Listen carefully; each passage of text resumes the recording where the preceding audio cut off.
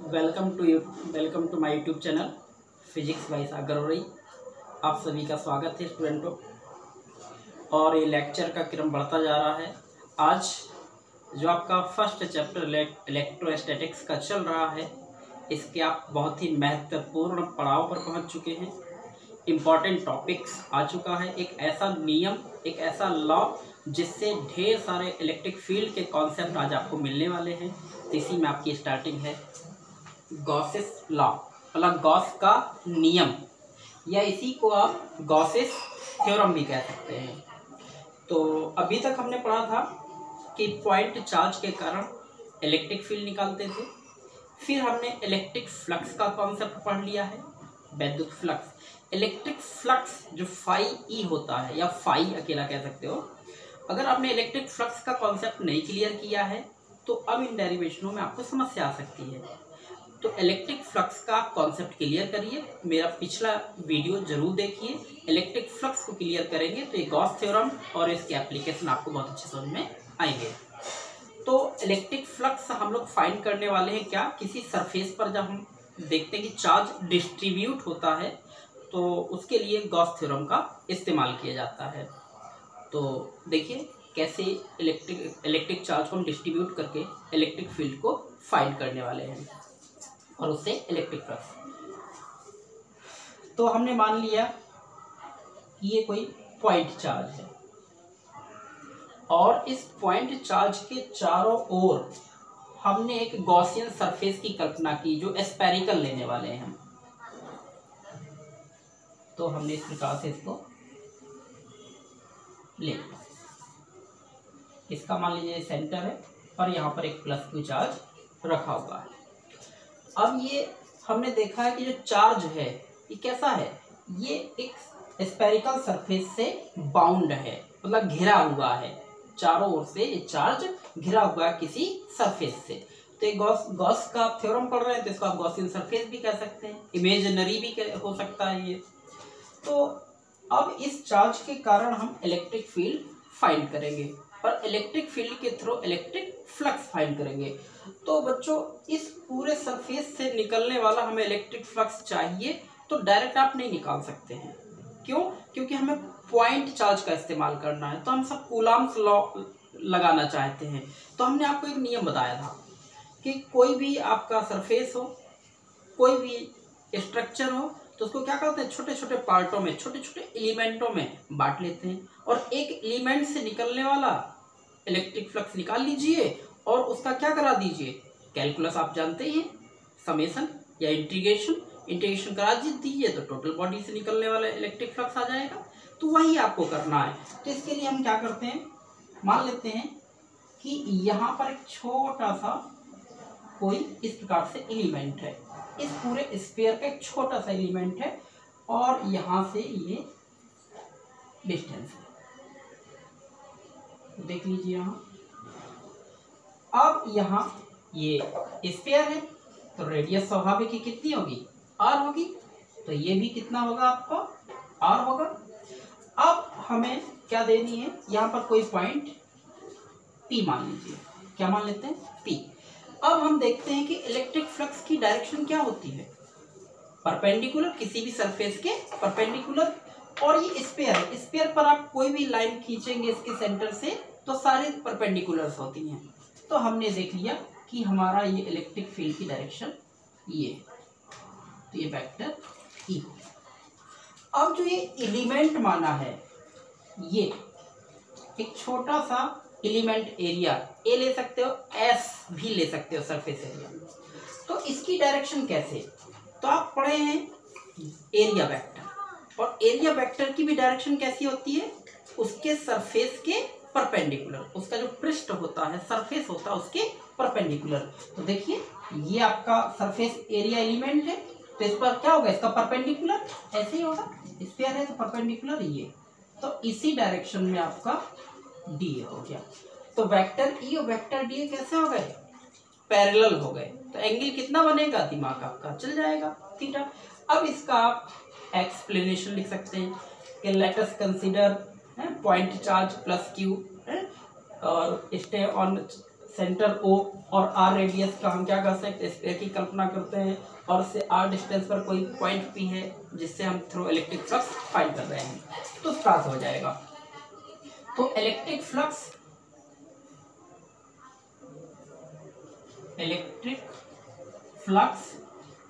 Due to element area, कौन है वो, डी है। तो electric flux due to area element जिससे थ्रो हो रहा है, तो through electric flux due to element area. तो फॉर्मूला क्या पढ़ चुके हैं आप लोग, D phi E equal to vector E dot vector D, ये आप लोग पढ़ चुके होंगे पिछले लेक्चर में। अब इसमें आप ध्यान दीजिए, इसको आप चाहें तो ये डॉट प्रोडक्ट है, क्या आ जाएगा, E D A cos theta, but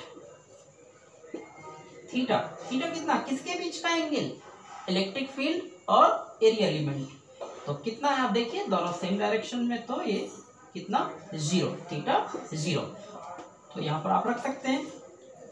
तो और एक चीज और, हम कूलॉम्स लॉ पढ़ चुके हैं और हम पढ़ चुके हैं कि पॉइंट चार्ज के कारण r डिस्टेंस पर इलेक्ट्रिक फील्ड कितना होता है, तो ये भी आप पढ़ चुके हैं, इस चार्ज के कारण इस पॉइंट पर electric field 1/4 pi epsilon not q upon distance का स्क्वायर लीजिए, तो ये चीज यहाँ पर रख दीजिए। तो डी फाई ई की वैल्यू कितनी, q upon 4 pi epsilon naught r square, D A यही रहेगा, कॉस थीटा, और थीटा कितना, 0, तो कॉस 0 कितना होता है, 1 होता है, तो आप इसको, ये 1 हो गया, तो यहाँ पर आपने ऐसे कर सकते हो। अब ये क्या था, इसके एक स्मॉल एलिमेंट से निकलने वाला इलेक्ट्रिक फ्लक्स है, तो हम क्या करेंगे, टोटल सरफेस, टोटल स्फीयर से निकलने वाला इलेक्ट्रिक फ्लक्स निकालेंगे। क्या करें, इन सारे टुकड़ों को, जितने भी एलिमेंट आए सबको जोड़ दो। तो जोड़ने का तरीका क्या है, समेशन या इंटीग्रेशन, कैलकुलस का प्रयोग करिए। तो total electric flux through the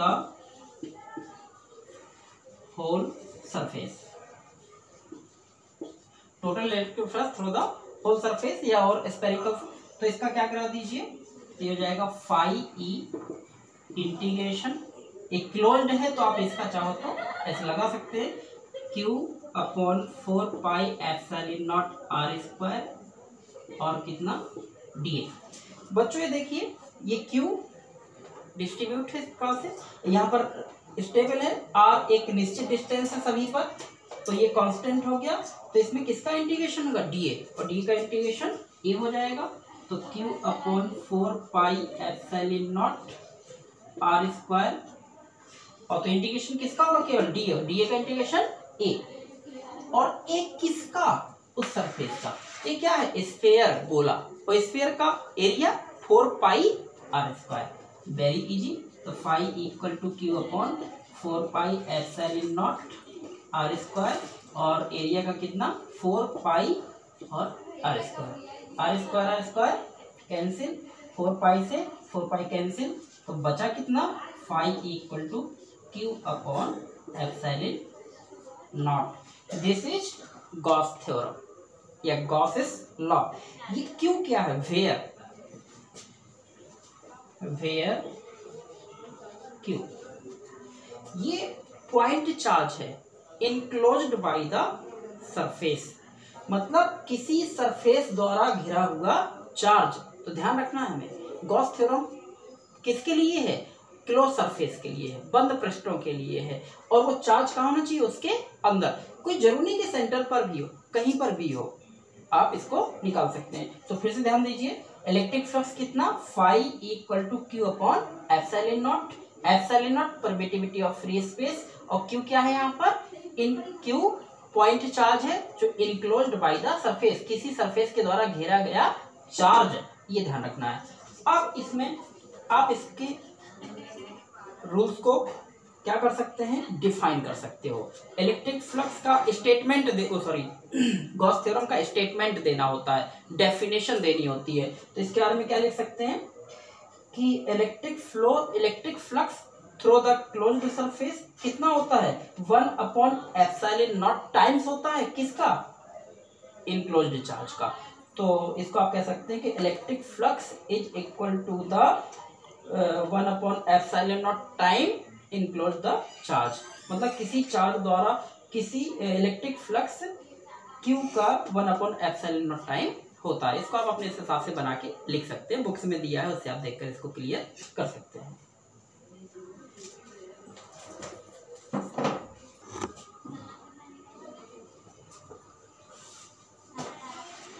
अभी आप गॉस लॉ को पढ़ चुके हैं और गॉसेस लॉ क्या था इलेक्ट्रिक फ्लक्स Q/ε0 है ना। और ये Q क्या है ये वो चार्ज है जो किसी सरफेस में उसको क्लोज कर रखा घेर रखा हुआ है। अब यहाँ पर एक हम आपको एग्जाम्पल देते हैं, अगर ये कॉन्सेप्ट आप समझ पाए समझना चाहिए तो निश्चित है कि जितने भी इसके एप्लीकेशन आने वाले हैं सब इसी बेस्ड पर हैं। तो हमने एक सिलेंडर ले लिया, क्या ले लिया सिलेंडर, इसको बेलन कहते हैं हिंदी में बेलन सिलेंडर। इस सिलेंडर के 3 पार्ट देख लीजिए, ये 1 पार्ट सेकेंड पार्ट और ये 3rd पार्ट। और इसमें हमने इलेक्ट्रिक फील्ड की डायरेक्शन ऐसे ले ली इस साइड ईस्ट साइड को है ना। और इसके अंदर कोई चार्ज नहीं है, इसके अंदर कोई चार्ज नहीं है, चार्ज इसका बाहर यहाँ कहीं चार्ज होगा, उस चार्ज से ही इलेक्ट्रिक फील्ड बना होगा क्योंकि चार्ज के कारण इलेक्ट्रिक फील्ड प्रोड्यूस होता है। अच्छा तो यहाँ पर आप देखें इस पॉइंट पर 1 पॉइंट पर अगर ये इस प्रकार से है, गौर से देखिए ये, तो इस सरफेस पर एरिया वेक्टर की डायरेक्शन कहाँ होगी, तो एरिया वेक्टर की डायरेक्शन हमेशा कैसी होती है सरफेस के परपेंडिकुलर। तो सोचो ये है तो इसका परपेंडिकुलर कौन होगा इस साइड है बट तो इस साइड हो जाएगा। तो हमने क्या किया यहाँ पर इस एरिया वेक्टर की डायरेक्शन हमने ये बना दी, तो ये आपका एरिया वेक्टर हो गया। अगर स्मॉल एलिमेंट के कारण ले रहे हैं तो डी ले सकते हो, तो ये चलिए डी लीजिए नो प्रॉब्लम। और सेकेंड सरफेस पर एरिया वेक्टर की डायरेक्शन बनाइए, ये सरफेस इस साइड है तो इसकी डायरेक्शन ये हो जाएगी परपेंडिकुलर। तो ये आपका इस टाइप से ds या dA जो भी आपको लेना है ले सकते हैं। मान लीजिए अगर ये अलग अलग होते तो यहाँ 1 लेते और यहाँ 2 लेते, और एक से हैं तो कोई आपको प्रॉब्लम नहीं है। और अगर हम मान लेते हैं पूरे एक सरफेस की बात कर रहे हैं तो डी आप इसमें हटा सकते हैं, समझिएगा। एरिया अगर अलग अलग है तो A1 A2 और एरिया अलग अलग नहीं है तो सेम ले लीजिए। अब ये तीसरा सरफेस बना क्योंकि सिलेंडर के 3 ही सरफेस है ना, एक ये क्रॉस सेक्शनल और ये इसका फ्लैट बॉडी है।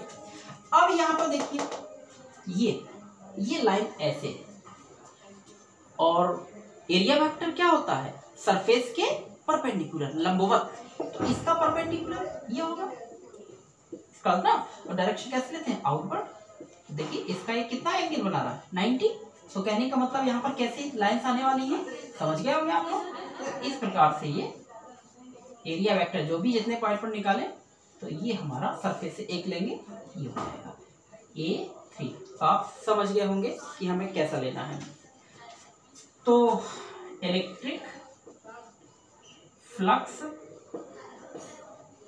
थ्रू द 1 पॉइंट, इस पॉइंट से ले लीजिए। तो ये हमने क्या नाम दे दिया φ1।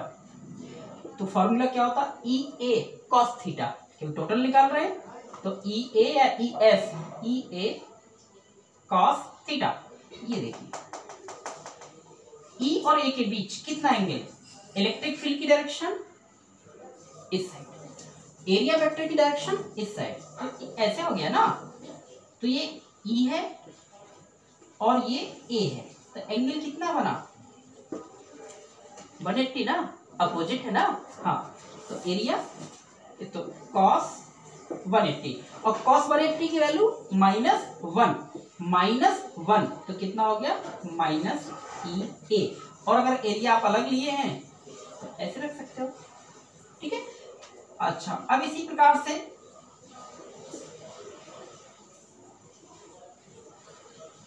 Throw second point electric flux through second point, यहां से फटाफट निकाल सकते हैं आप इसको, ये सेकंड नाम दे दीजिए, ई ए कॉस।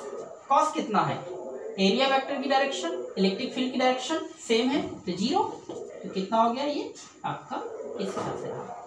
तीसरा पॉइंट देख लीजिए, ये वाला 3 पॉइंट, चलो तो इसको 5 3, फिर से वही ई ए कॉस, इलेक्ट्रिक फील्ड हॉरिजॉन्टल और एरिया वेक्टर की डायरेक्शन वर्टिकल, हॉरिजॉन्टल वर्टिकल, तो एंगल कितना क्रिएट हो रहा है 90 और cos 90 की वैल्यू 0, तो टोटल ये 0, तो टोटल इलेक्ट्रिक फ्लक्स कितना होगा, ये minus EA1 plus EA2 plus ये 0। अब आप देखिए ये आंसर है एक हिसाब से, अगर कहीं देखिए हम देख पा रहे हैं कि ये सब जगह एक्स है, तो इफ A1 A2 कितना A, तो कितना हो जाएगा, क्योंकि ये भी EA हो जाए माइनस का EA प्लस का EA कितना 0, तो इस पूरे सिलेंडर से गुजरने वाला या पास आउट होने वाला इलेक्ट्रिक फ्लक्स कितना है 0 है। क्यों, क्योंकि इसके अंदर चार्ज नहीं था, चार्ज कहाँ था बाहर। तो हमने सीख लिया, क्या सीख लिया कि अगर चार्ज किसी सरफेस के बाहर है तो सरफेस से गुजरने वाला इलेक्ट्रिक फ्लक्स या पास आउट होने वाला इलेक्ट्रिक फ्लक्स या थ्रू द इलेक्ट्रिक फ्लक्स कितना होता है, हमेशा 0 होता है। अगर वो सिमेट्री में है तो, एरिया उनके सेम है तो, और एरिया सेम नहीं है पॉइंटों के तो अलग हो जाएगा। और एक चीज आप और देखिए, कहीं भी सिमेट्री से इलेक्ट्रिक फील्ड और ए की भी डायरेक्शन 90 हो रही है, परपेंडिकुलर हो रहे हैं, तो हमेशा इलेक्ट्रिक फ्लक्स कितना होता है 0 होता है। तो आपको इस प्रकार से आप कहीं भी सिलेंड्रिकल आता है, इस टाइप से सिचुएशन होगी तो इस कॉन्सेप्ट के आधार पर हम कर सकते हैं। तो इसमें देखिए आप कुछ पॉइंट्स हैं जो आप लोग अपनी बुक से भी पढ़ सकते हैं और हम उसको जल्दी जल्दी से रिपीट कर दे रहे हैं।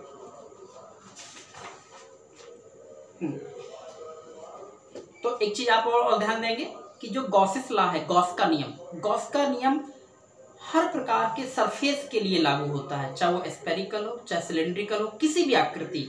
तो गॉस लॉ सरफेस की आकृति या उसके शेप पर निर्भर नहीं करता है, वो बंद होना चाहिए। और इसका से आप देख सकते हैं, हाँ, और ये ध्यान देंगे कि जितने भी अलग अलग पॉइंट हैं उन सब पॉइंटों का इलेक्ट्रिक फ्लक्स क्या करते हैं, जोड़ लेते हैं, तो टोटल सरफेस का ये निकल आता है। और जब भी हम गॉसेस लॉ को लगाते हैं, अगर वहां पर कोई सिमेट्री है तो सबसे इजी हो जाता है और सिंपल हो जाता है। तो सिमेट्री के लिए जनरली हम सिमेट्री मतलब जैसे आप देखें गेंद को या फुटबॉल को आप कहीं से भी देखें, वो हर जगह से एक सी दिखाई देगी, उसको हम सिमेट्री कहते हैं, जो एक जैसा होता है। और एक चीज और, गॉसेस लॉ केवल क्लोज्ड सरफेस के लिए लागू होता है, उसके अंदर चार्ज होना चाहिए। अगर उसके अंदर चार्ज नहीं है तो ये फ्लक्स 0 हो जाएगा, और क्लोज्ड नहीं है तब ये गॉस थ्योरम लागू नहीं होगी। तो और एक चीज हमने और क्या, गॉस थ्योरम का आपने एक फॉर्मूला पढ़ लिया है, Q/ε0। आप ये भी ले सकते हैं, वेक्टर E इंटीग्रेशन ले सकते हैं, vector E dot vector dA, ये भी गॉस थ्योरम। दोनों का हम ऐसा भी कर सकते हैं, Q/ε0 vector E dot vector dA, और ये क्लोज्ड सरफेस। तो कहने का मतलब ये गॉस थ्योरम का इंटीग्रेशन फॉर्म है। कभी कभी ये पूछ लिया जाता आ जाता है कि गॉस थ्योरम का इंटीग्रेशन फॉर्म लिखिए, तो ये भी तो फ्लक्स है, vector E dot vector dA। अब हम इसके आपको एप्लीकेशन बताने जा रहे हैं। अब देखिए बच्चों, एप्लीकेशन ऑफ गॉसेस लॉ, जो आपने गॉस लॉ पढ़ लिया है, गॉस का नियम पढ़ लिया है, उसके एप्लीकेशन इस इलेक्ट्रिक फ्लक्स का कहाँ यूज करते हैं। तो हम अभी आपको पहले ही बताए थे कि अगर चार्ज डिस्ट्रीब्यूट हो, चार्ज बटा हुआ हो, और चार्ज डिस्ट्रीब्यूट कहाँ कहाँ होता है, आप देख सकते हैं कि लीनियर चार्ज डिस्ट्रीब्यूशन हो सकता है, स्फेरिकल मतलब सरफेस चार्ज डिस्ट्रीब्यूशन पढ़ चुके हैं, और आप वॉल्यूम पर भी चार्ज डिस्ट्रीब्यूशन पढ़ चुके हैं। तो उसी के कारण आप क्या कर सकते हैं, ये गॉस थ्योरम का उपयोग करके इलेक्ट्रिक फील्ड फाइंड कर सकते हैं। वैसे तो हम कूलम्ब्स लॉ से भी इलेक्ट्रिक फील्ड ला सकते हैं, लेकिन उससे ज़्यादा इजी आपका गॉस थ्योरम से हो जाता है। तो गॉस थ्योरम बेस्ट तरीका है इलेक्ट्रिक फील्ड फाइंड करने के लिए, कब? जब चार्ज डिस्ट्रीब्यूट हो। तो उसी का एक पहला डेरिवेशन है, बहुत इंपॉर्टेंट डेरिवेशन है बोर्ड एग्जाम के हिसाब से, और कॉन्सेप्चुअल आपके कंपटीशन के हिसाब से भी इंपॉर्टेंट है। तो आपको सीखना है। गॉस थ्योरम आपने अच्छी तरह समझ ही ली है, इलेक्ट्रिक फ्लक्स का कॉन्सेप्ट आपको आता ही है, तो ये डेरिवेशन बहुत ही इजी है, एक को सीख लोगे सब एक जैसे हैं, नो प्रॉब्लम। तो electric field due to an infinitely long straight uniformly charged wire. तो सबसे पहले तरीका होता है हेडिंग को ही समझना।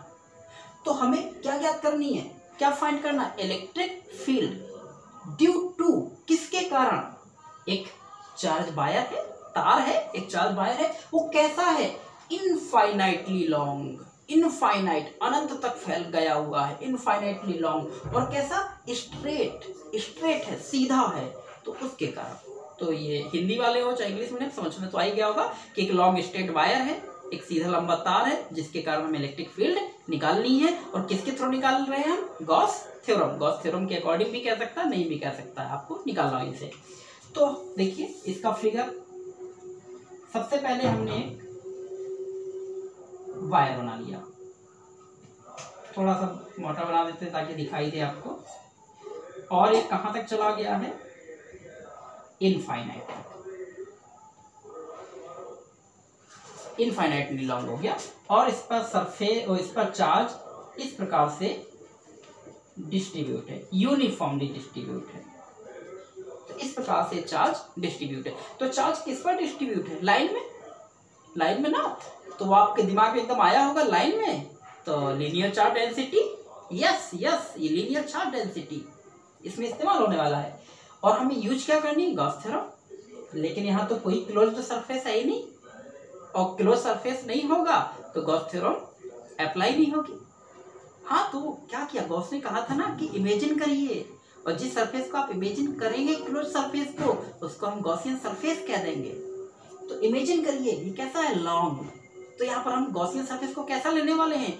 सिलिंड्रिकल, क्योंकि इसी टाइप का लेने वाले हैं ना। अगर पॉइंट चार्ज होता स्फेरिकल, और ये लाइन में है तो सिलिंड्रिकल। तो हमने तुरंत इस पर एक सिलिंड्रिकल गॉसियन सरफेस की इमेजिन किया, कल्पना की जिसको कह सकते हैं।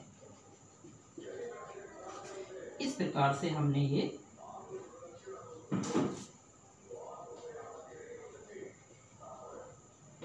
गौर से देखिए, इस प्रकार से इसका आप क्या कह सकते हैं? Gaussian surface.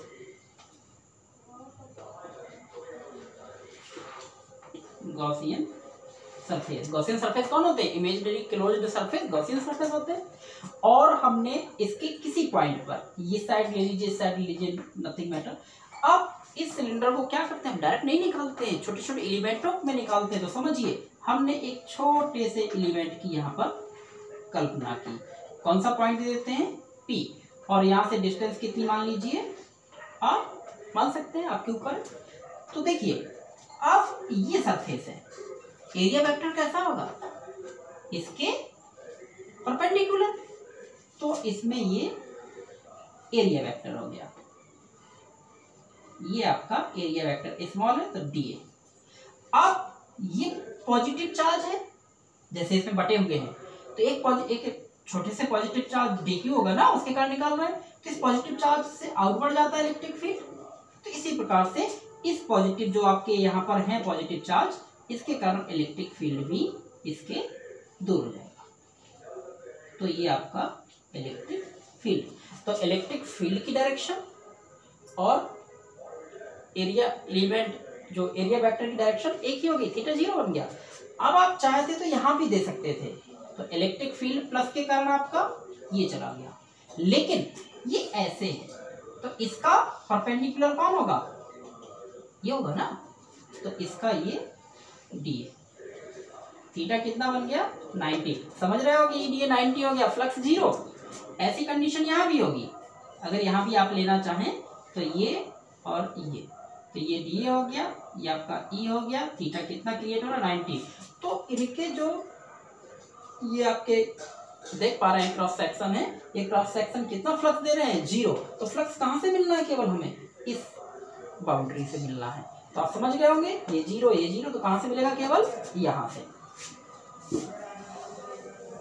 अब इसको आप थ्योरी में लिख सकते हैं कि let us consider an infinitely long straight uniformly charge wire shown in figure, है ना, और be imagine Gaussian surface around it, this is cylindrical Gaussian surface.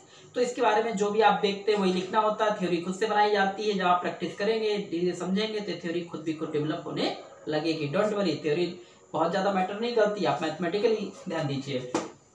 तो हम क्या निकालेंगे सबसे पहले, एट पॉइंट पी, ठीक है, through the electric flux at point P due to a small element. तो इलेक्ट्रिक फ्लक्स थ्रो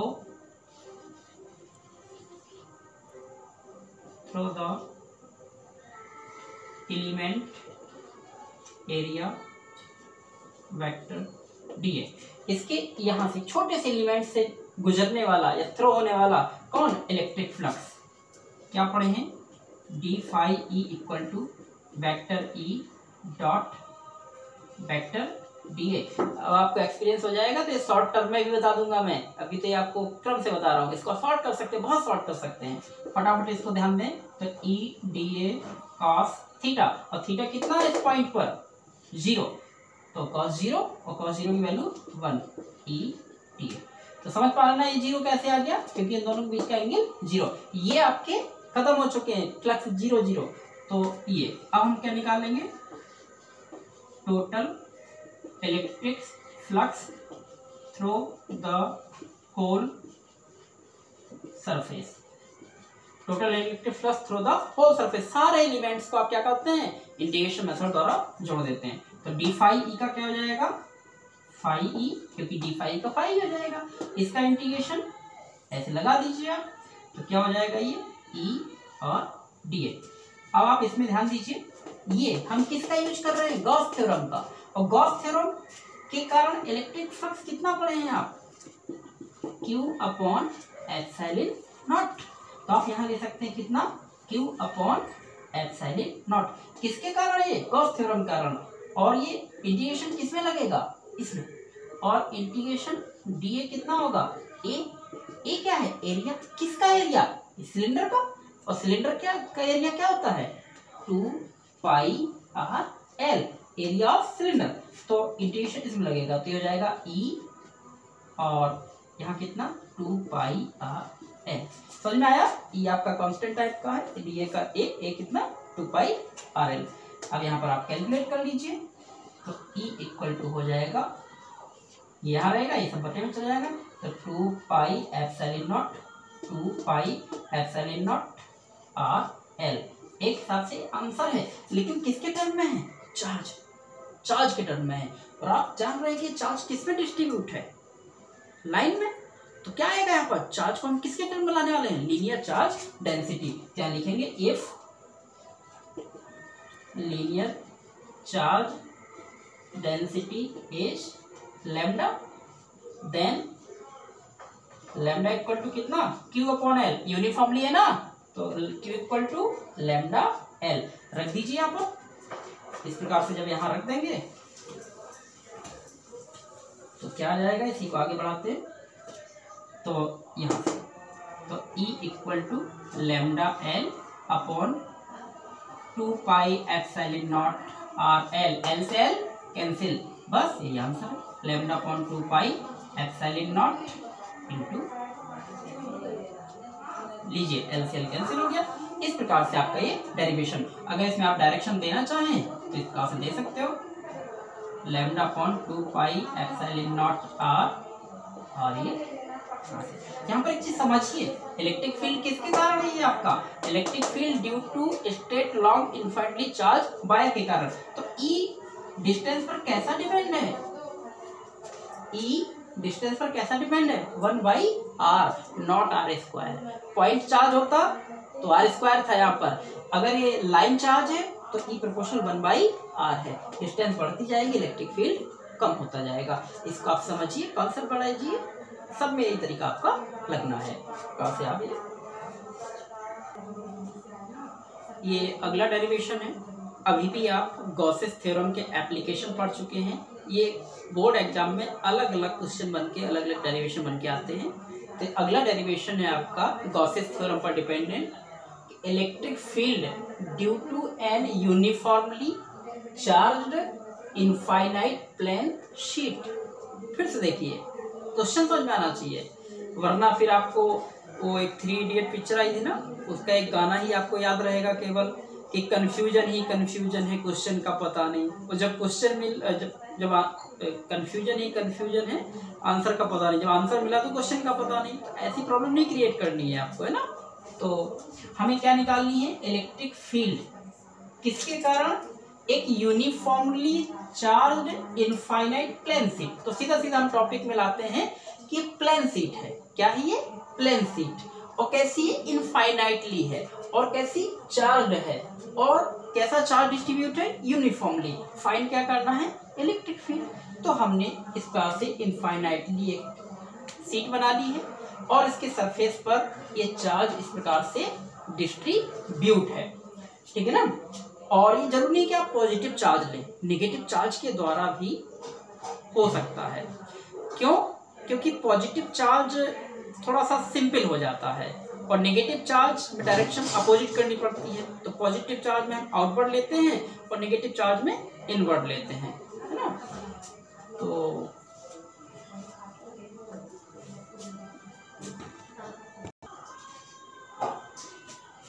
बेटा ये क्या है, प्लेन शीट है, इनफाइनाइटली लॉन्ग है, और इलेक्ट्रिक फील्ड। हमने गॉसियन सरफेस की यहाँ पर इमेजिन किया है, ये आप देख रहे हैं, सिलेंड्रिकल आपने देखा है, गॉसियन सरफेस की कल्पना की है बाय सिमेट्री। आपको ध्यान देना है कि जब ये प्लेन शीट इस टाइप से हो तो हम इसको इमेजिन कर सकते हैं एक सिलेंड्रिकल, या आप इसको क्यूबिकल भी ले सकते थे, ठीक।